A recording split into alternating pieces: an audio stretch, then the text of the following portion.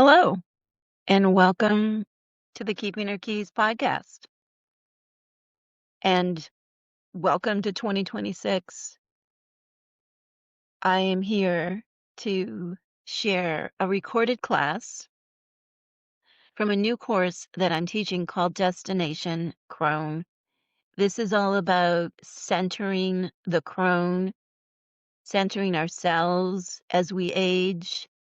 I'm calling all of the now and future crones into this circle. And I'm pleased to announce that this will also be my next book that most likely will be coming out in 2027. The crone has long fascinated me, unsettled me, brought me further into myself as I explore the territory of my life as I age. And as I was coming into this third act, I'm 57 now. A few years ago, I discovered that there's so much written about aging as women, like a lot of emphasis on menopause. And there's such a rich history of crones, hags, and witches in folklore. And of course, Hecate is often viewed as a crone. She certainly has the spirit of the crone, being the wise, wild one who cannot be contained and refuses to participate in the mainstream. There's so much here in the crone's country. And as I was starting to explore this a few years ago, I came upon the realization that what I wanted was to set the crone as a destination. I wanted to be in her country. I wanted to orient my compass towards becoming this wise, wild, older woman full of magic and mystery, arriving at a place in my life, in my old age, that is rich, deeply connected to the natural world, part of land, sea, and sky, not disconnected, not living in a male-centered universe that hyper-focuses on age denial, tries to sell us products to block aging, says that older women aren't gorgeous. Things like cellulite is wrong, wrinkles are wrong, all these things. And then I thought, why? Why do we have to do this? I don't have to do this. I can set the crone as my destination. I can honor the process of aging through mythology, but also, as always with me, I'm at the crossroads of modern life and the deeper world. Look at research and science about aging and bring this all together. And we are just getting started with the course. We had a great class today, talked about things like aging and financial precarity, which, for women, we are typically in financial situations that might not be ideal to bankers, for example, but we have caregiving needs. We to take care of the people that we love, and we make choices about what a meaningful, rich life is to us that is not the typical banker-approved, male-center way of doing things. And this is rich and beautiful and for us. And I'm so excited about Destination Crone.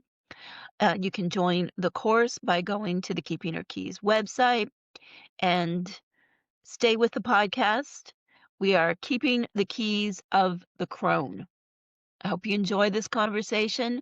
Let me know in the comments. Send us an email and hail the crone. We wanted to talk a little bit about a few different figures and just share some notes. I would say more prompts to get you thinking about what it means to be in the crone's territory. So we've got slides for that, and we'll jump right in. So when I was developing Destination Crone, this idea of the mother of stones, the kayak, is often referred to as such. And we had such beautiful presentations with those photos of the stones earlier. So this mother of stones, the thing that came through to me was this idea of spiritual archaeology. And that's what we do in her country. But it's not like archaeology, exploitative archaeology, like that kind of archaeology that was common like I mean, I think even up into recent decades where like like the man archaeologist went into a different country and dug up treasures and took them back to his home country. Kind of in that great man, the great man adventurer goes out and does this and brings back the treasure. Very much that hero's journey kind of metaphor. But I think the Crone's journey is about like this kind of spiritual archaeology, which I don't think it need like yes, sometimes we might need to dig, but w- w- our tools are different. Like we don't need sharp trowels. We often need to simply pay attention. Even when we're going through the layers, there's no violence here, right? There's no um, dishonoring of the earth, kind of like our own interior layers, or the world of the crone. That this this painting I've had for some time. And I think if you look in the grimoire file, you'll see the link to where the image comes from. It's this idea like she is in harmony. So our spiritual archaeology, it's like found pine cones or found stones or even found bones. It's like it's natural spiritual archaeology. Mhm. Does that make sense? That does make sense. Um, and this is a lot of this is done in our memories, emotions, and in her mysteries. Mhm. Um, we think about the kayak as the one who, according to the tales, like she from her apron she tossed stones and that created like the mountains and the landscape and the world basically. Um, this isn't a story of domination over the world. It's a Yeah. story of being in flow.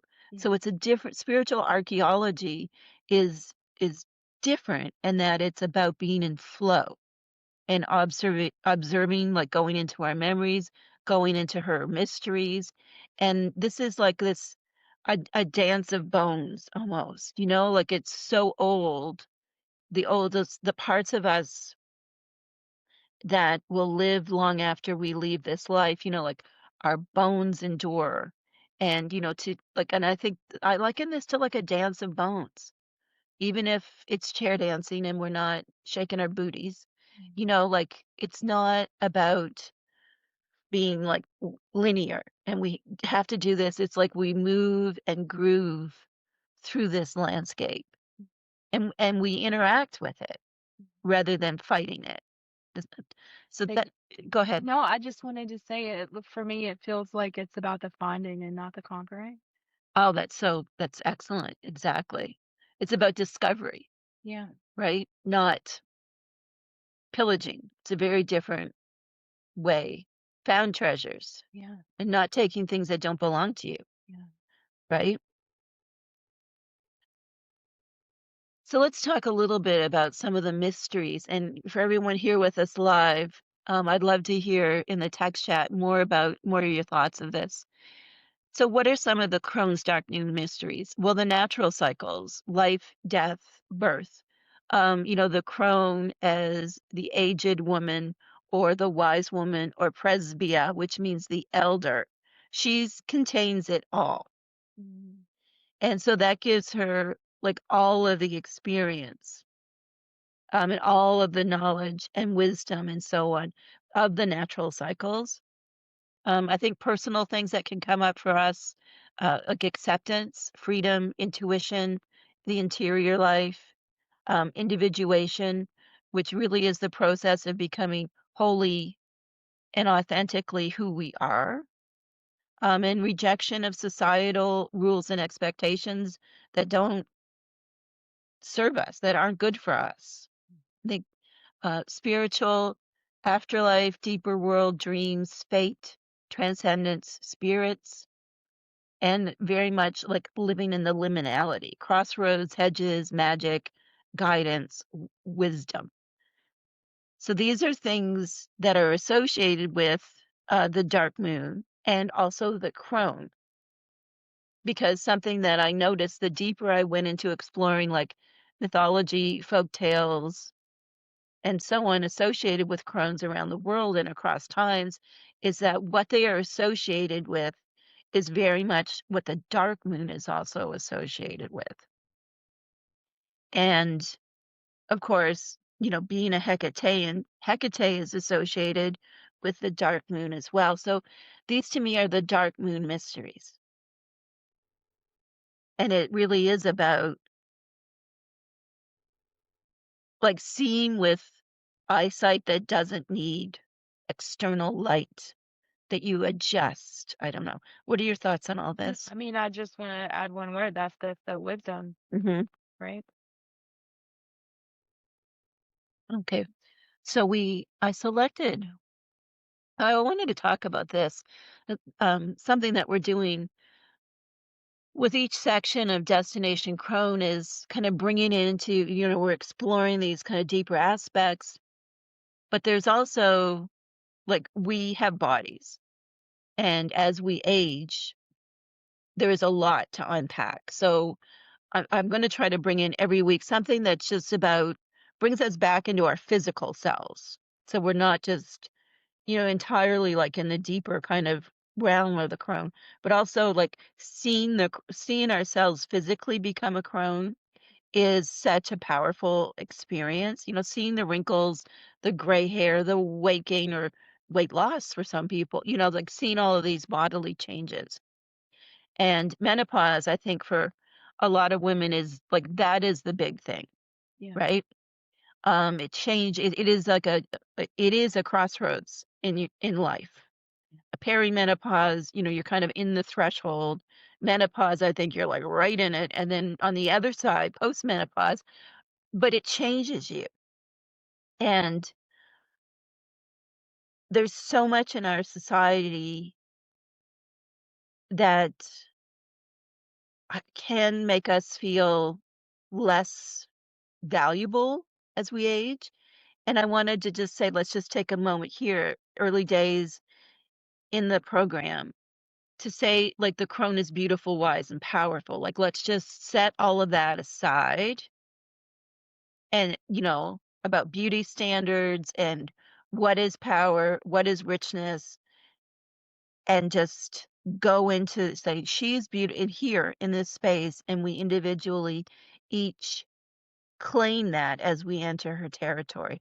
And we see her as aspirational. Like she is the destination. That's why, um, you know, chronology, the radical art and science of becoming a crone, like destination crone, that is where we're going in her country. We are becoming a crone ourselves. Um, so it's all about kind of reclaiming her, remembering her, giving her flesh again, giving her life, seeing through her eyes, and just that this space is sacred.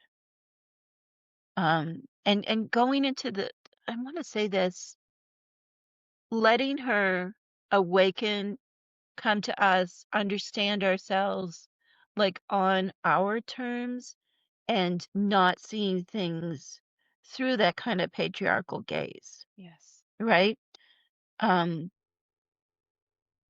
there's so much. So I just wanted us to kind of let's pause for a moment and have this discussion. Um, but the caricatures can be cool as well. Mhm. Like we might like I'm thinking about those caricatures of the witch. And, like part of me is like, oh, that's horrible. But sometimes I'm like, also interesting. Just, to see the witch with her green skin and her pointy nose. We're getting more into that next week, so we won't get into that today. But, like just to see, but then it gets complicated, right? Because that is an image of the old mystical woman specifically designed to make her seem ugly Right. and mean. Right. And I think that's what we're getting into when we're going to be unpacking a lot of the stories that's coming up in the future weeks. We're getting into all of that, right? Mhm. Um, and there's a lot. So I wanted to say something. Say something. I just can't, I can't take my eyes off this image. I'm looking at her hands. And I'm just thinking, yes, these are worn and wrinkled hands, but these hands hold power. Mhm. What have these hands held? Like, what have these eyes witnessed? Right? Babies, people, babies being born, people holding the hand of someone leaving this life, Yeah. like doing the dishes, digging in the dirt, good hard work, holding a pen, all of the things that are sacred and beautiful, but also the things that can be challenging but give life meaning. And she's pure magic, Yes. right? Okay. All right. Okay, so we wanted to talk about three women that are, to us, important spirits that often hang out with us and talk to us and that we dialogue with. So we're going to be talking about Demeter, her well, not really sidekick, her helpmate, Baubo, Mm. and then Hecuba, who we haven't stopped talking about since we did that episode. Because when we get to Hecuba, we'll talk more about this. But I wanted to, just as we're getting going in the course, I wanted to talk about Demeter because this is something that's really fascinating to me about expressions of the crone. If the crone is not like a little haggard woman, then it's like, oh, but Demeter's not a crone. But it's like when I've been doing all this research, I had to stop like just looking at hags and old grannies Yeah. because for the Greeks, they did not see the divine as aged. Like there are no statues of Demeter looking like the mother of a grown daughter. Right. Just like with Hecate, there's no statues. So if you look at the image on the bottom, here's Hecate. Um, what is this? Mercury helping out Persephone. Demeter's kind of hard to see, but she's over there. So if you're looking for more on Demeter, I just want to say that we have a podcast episode on Demeter that we did. And in Covina, there's lots of Demeter content in the Crossroads as well. And everyone in Covina has access to the Crossroads.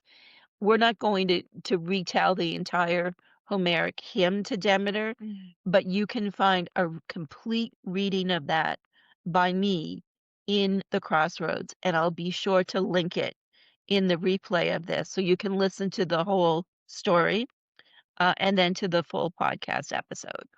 Okay, why I wanted to bring Demeter in. So Demeter has been a spirit that as my sons grew up, she became more and more important to me because there is this part of the story where Persephone um, is in peril and Demeter loses it.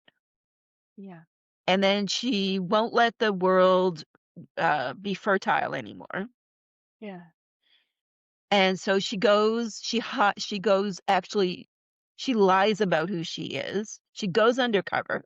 Mhm. Undercover Demeter, great mother, like super goddess, goes undercover in the Homeric hymn to Demeter and becomes like a child's nanny or nursemaid.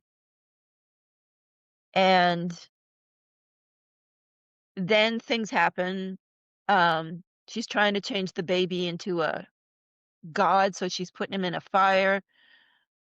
That does The baby's fine, but Demeter gets discovered for doing this, and then it gets revealed that she's actually Demeter and not A nursemaid. Okay, so we are entering the Crone's territory.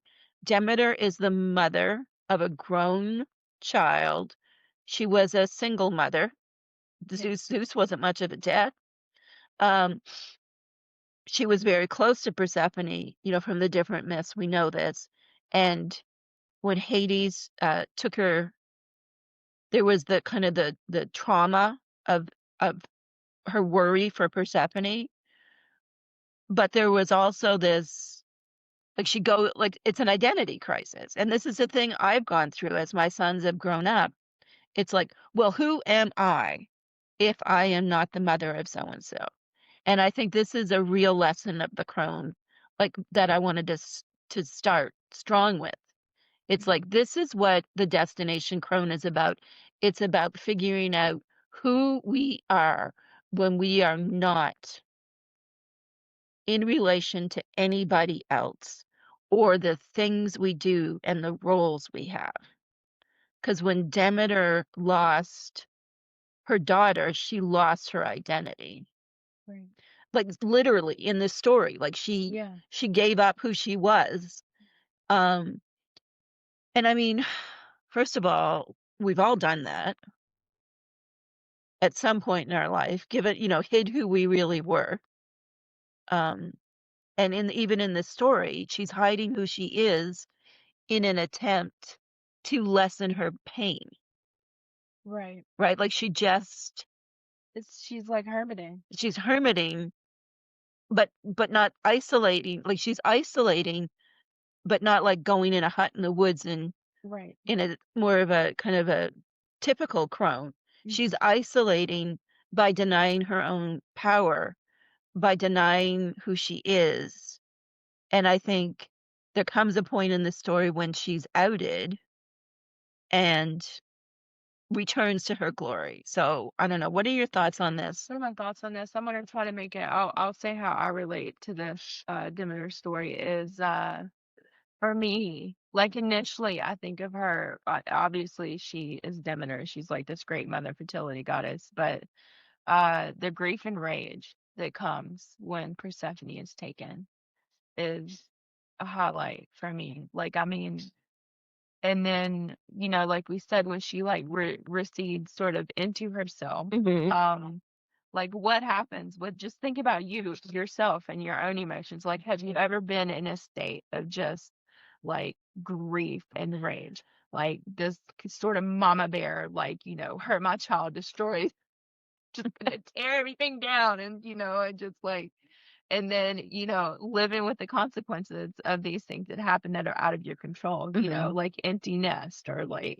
uh, Career change, like you get yeah, laid off at work, or yeah, your relationship ends, like yeah. these things that you cannot control. And then I think that after that, like the natural cycle comes like this period of like sort of who am I now? Like there Hmm. is this period of contemplation and reflection and like asking and like, like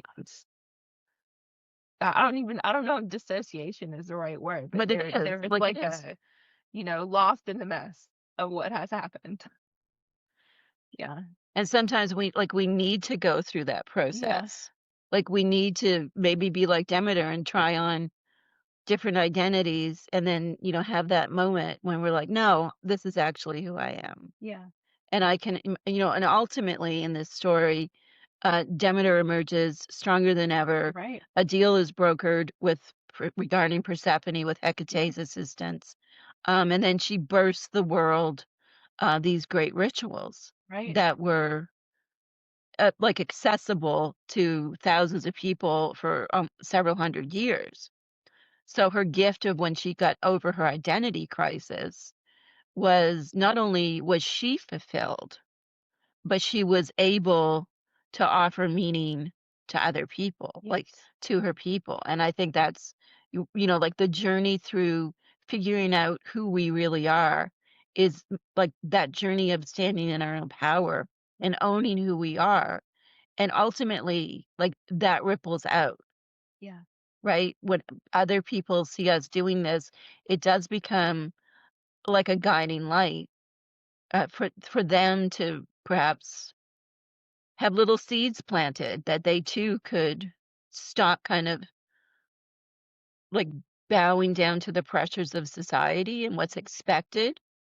Um, broker deals like they did for Persephone, Mhm. and then rise stronger than ever. I think there's so much in Demeter, so I wanted to mention her early on. So she would be like, if we look at this story, she's an empty nester. She's at the her child is grown. Her big focus in life, other than of course the fertility of the entire planet, her big focus in life has been her daughter, Yeah. and that is she is on the verge of becoming a crone if she was a mortal woman, Mhm. right?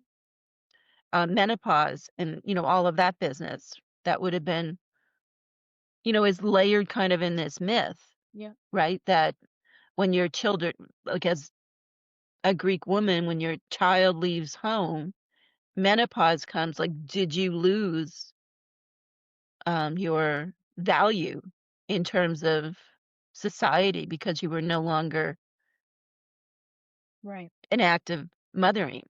Right. But no, in Demeter's story, she goes through a crisis, but then she becomes even more powerful. She becomes wisdom and transcendence and the mysteries. Mhm. It's such a beautiful story. Okay. Now, so I Ooh. so I put Baubo last because Demeter's story is heavy and there's a lot for us to examine within ourselves. But Hecuba's story, or Hecabe to the Greeks, is incredibly dense, I would say. Yes. Dense is a good word to describe it. We do have a podcast episode Kristen and I did on Hecuba, and there's a chronology listens playlist right in the course for Destination Crone.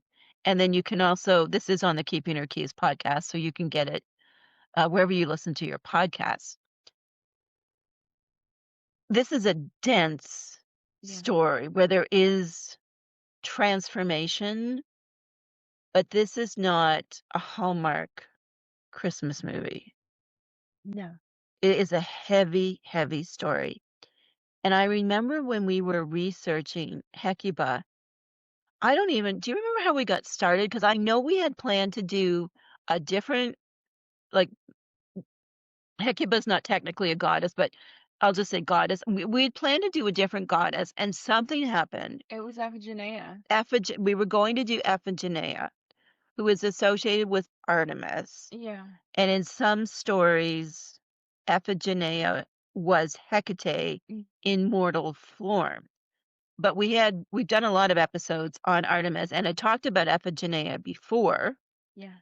And then somehow we both just got Hecuba. sucked into Hecuba, like obsessed. Like I remember we were like chatting in the middle of the night Yeah. about Hecuba I was up all night, like reading and like and sobbing. So this is dense. This is heavy. You're gonna cry. Um, Euripides has two plays. He does have a play called Hecuba. And then she's also in the Trojan Women as well. So the main source of information about Hecuba comes from these two plays, although there are other sources as well. She was not a goddess. She was not a religious figure. She was a mythological figure. And I think part of her story is tragic. So again, listen to the full podcast for more on her story. Just to kind of cap up, she was a good mother, a good wife. She lived a good life. She ruled over a land with her husband Prius, right? mm-hmm. Um, they were good. She was good. She was good. The things were good. Yeah. She was just and kind and all the things that you would want to kind of age into, right? Yeah. And then the Greeks came, as the Greeks did, Yeah. and completely upended her world. Yeah. But there was a thing that happened first, and that one of her sons came back with a woman. Yes. You want to jump in here? You want me to keep going? We you can keep going. Okay, let me know if I get anything wrong, okay? Okay. Um, so the woman he came back with, it was Helen of Troy, Enjoy. which Yeah. I'm sure everyone knows that name. She was beautiful, and her son, but Helen had been married to another man who was also like a lord in a different realm. And her son maybe shouldn't have done that. Maybe stealing someone's wife, Maybe so. maybe so, but he really loved her. Because He again, did. Hecuba's family are it's hard because it's like these are stories. Euripides was Greek. He tells a story from a very He Greek tells it from a perspective. great perspective. She is a foreigner, therefore she is a threat. Hecuba and her whole family were threats. So we're doing a little bit of reimagining and saying, that this is, well, maybe he shouldn't have done that. If, Euripides, definitely no, should not. Helen of Troy should have stayed where she was. But something that Euripides did well, though, was like bring her grief to the forefront. Mm-hmm. Or grief. Yes. Yes. He really humanized like her grief and made it. Palpable, like even 2 centuries later. Yeah. So, do you want me to, without telling her whole story? Well, you want me to finish the story? Yeah. Or you want to Yeah. pick up with You the finish. story? You finish. Okay, so Helen, nothing but trouble that Helen. The Greeks invade. Hecuba loses everything. Her husband's killed. Her sons are killed. Her grandsons are killed.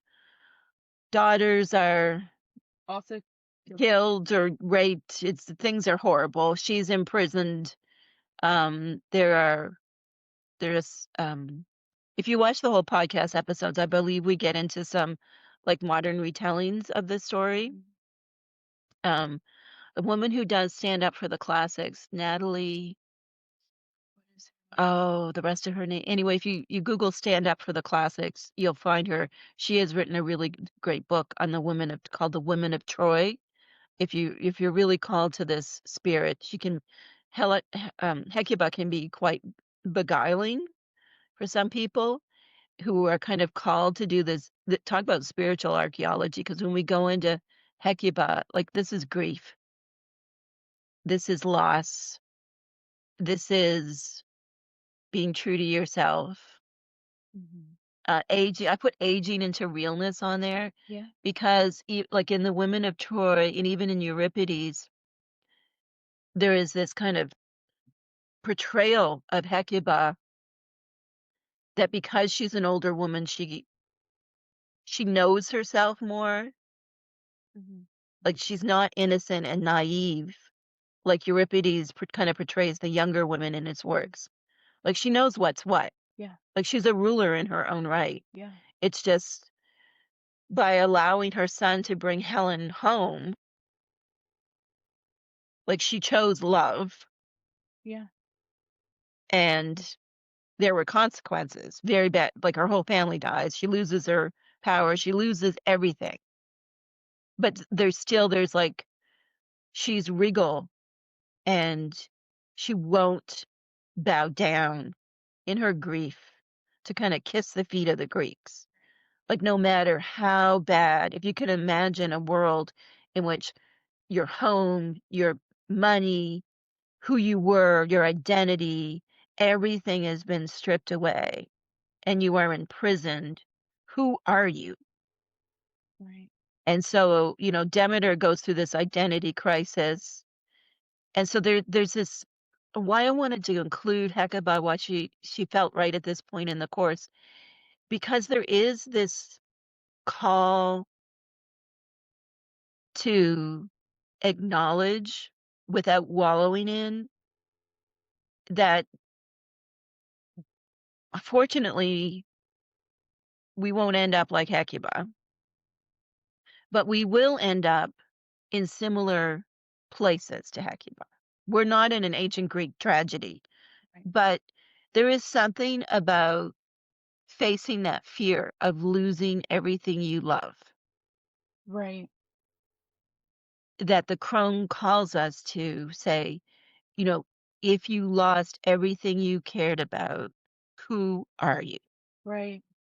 I think she also brings a lesson that you can be good and just, like, you can make, all the right decisions, you can be a good person, you can check all the boxes, and, like, life is gonna happen, and tragic things are gonna happen, and who are you gonna be, like, when you ultimately, like, you have to stand on your own 2 feet?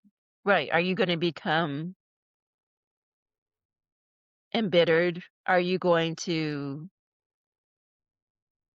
conform to save your own ass? Um, and then also ultimately the end of Hecuba's story is like, what are we willing to die for? Because Yeah, in the end of the story, events conspire and she gets, in one version, she gets stoned to death yeah, for not bowing down to the power structure. And there's something about that aspect of her story that really, really resonates for me. Like, and I ask myself that, like, what am I willing to die for? Like, what would be, what is actually important to me? Not convenient, not nice, but what are those things that I would die for? mm, I would sacrifice it all for. And then in some versions of the story, Hecate, um, more on that in the podcast episode, comes to her and changes her into a dog, a black dog, I believe. black dog, And so there's that transformation, yeah, that she becomes Hecate's attendant and helpmate, yeah. right? Well, there is a connecting thread for me that feels, it's like a prominent point in the story, and I can't really describe like what it evokes in me, but there is when she was stoned to death in the story that she was stoned to death, like she was described as howling, like she didn't go down without a fight. Mhm. Um, she was howling, um, and that just I know that just feels really important. Like, what is that? What would you die for? What would you fight for? Right.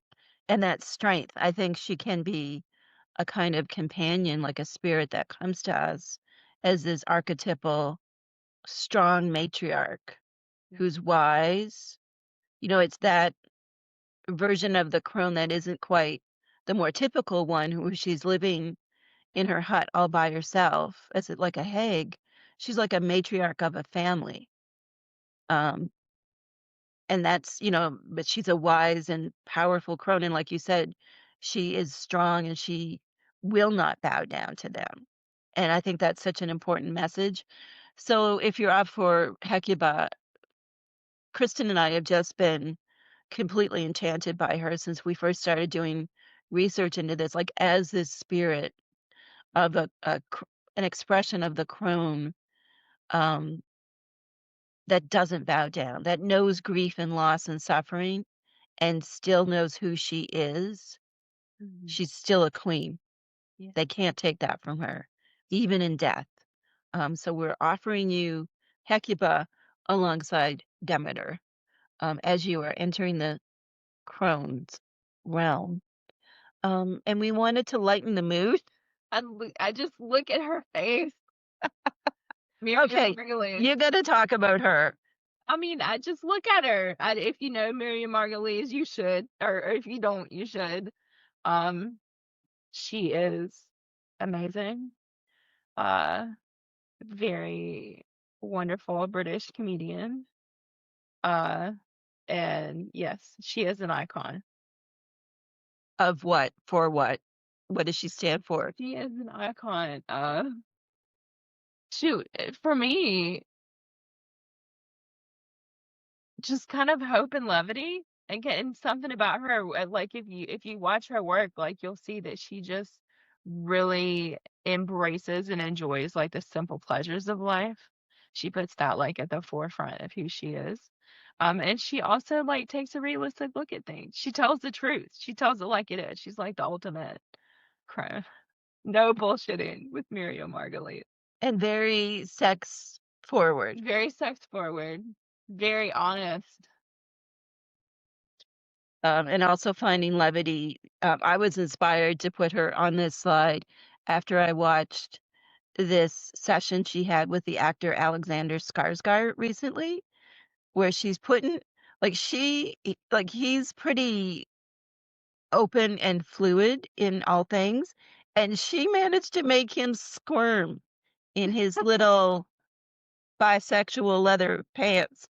Um, and I thought that's Baubo right there. When I was watching the interview, I was like, that's Baubo. Yeah, And just then I was thinking about, she's been, I think they're married. They got married, her and her long-term partner. I believe so, yeah.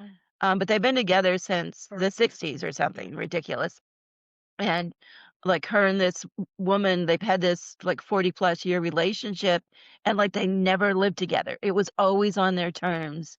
And there was always this kind of like raunchy lesbian vibe to her, even though she was super successful and, she's been a TV presenter and an actor. She is an OBE, a member of the British, so that makes her a Dane, right? Yeah.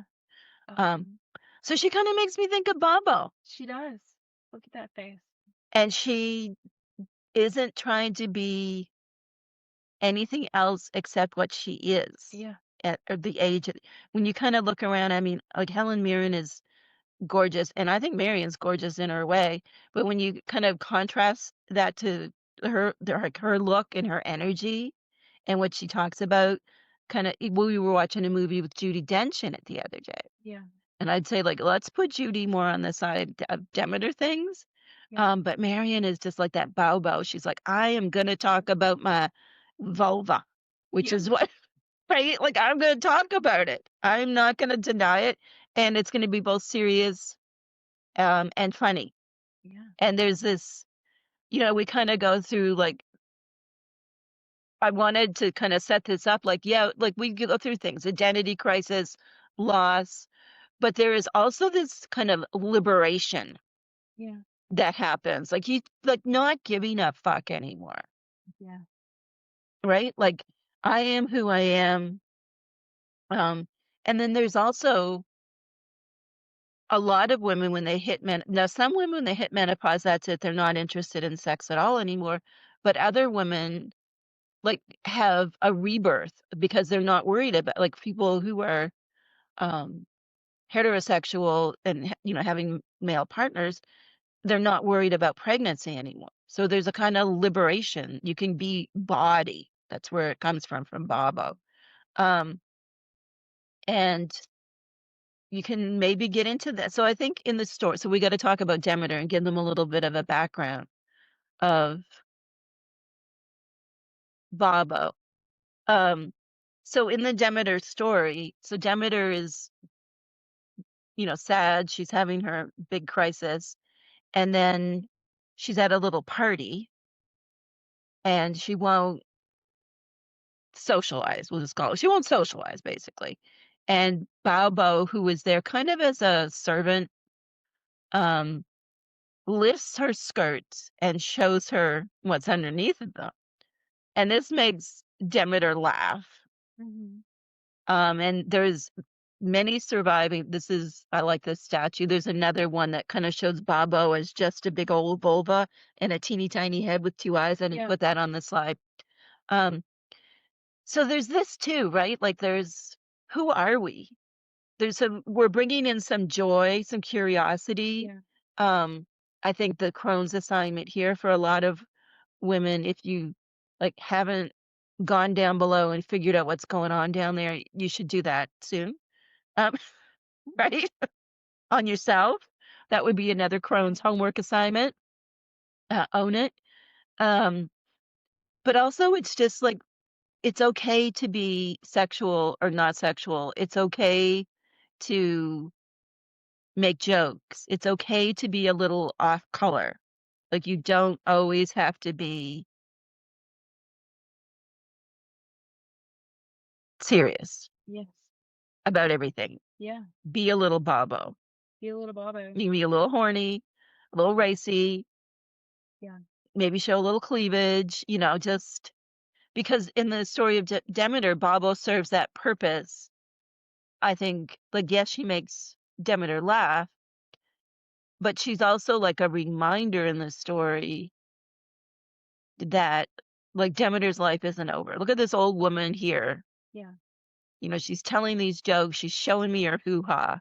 Yeah. Um, you know, the crone is not like to have your children leave you doesn't necessarily mean life is over. Mm, It might just look a little different. mm, And then I believe the image in the middle is one of the many, many stories of where a handsome young prince goes into the forest and there's an old crone and she's in some kind of dire need and he somehow helps her and he kisses her and poof, she's actually a beautiful effing princess. There's so many of these stories. It's yeah. just like this is just a little subgenre of crone stories. There's so many folk tales like this.